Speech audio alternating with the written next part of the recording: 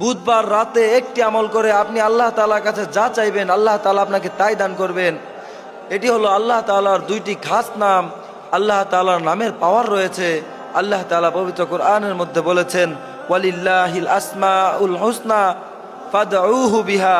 ও আমার গোলামেরা, আমার কিছু নাম রয়েছে, সেই নামগুলোকে ধরে ধরে তোমরা আমল করো, সেই নামগুলোকে ধরে ধরে তোমরা দোয়া করো, আমি তোমাদের সমস্ত দোয়াকে কবুল করে নিব। এই জন্যে আপনি যদি এই দুইটি নামের আমল করতে পারেন, আল্লাহ তাআলা আপনার সমস্ত দোয়াকে কবুল করে নেবেন। সেই আমলটি আপনি কিভাবে করবেন? আপনি বুধবারের দিন রাতের বেলা একটি নির্জন স্থানে গিয়ে, অর্থাৎ আপনার ঘরের এক কোণায় গিয়ে আপনি জায়নামাজটি বিছিয়ে 2 রাকাত নামাজ আদায় করবেন।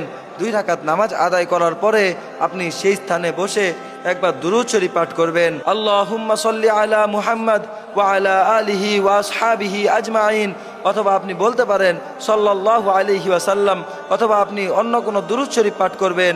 দুরূদ শরীফ পাঠ করার পর আপনি একবার আল্লাহ তাআলার কাছে মনে মনে আল্লাহ তাআলার কাছে বলবেন, হে আল্লাহ, আমি এই আমলটি করতেছি তোমাকে লাভের আশায়, তুমি আমার সমস্ত দোয়াকে কবুল করে নাও। এরপরে আপনি আল্লাহ তাআলার দুইটি খাস নাম আর রহমানু আর রহিমু, এই দুইটি খাস নাম 100 বার করে হাতে গুনে গুনে 200 বার পাঠ করবেন।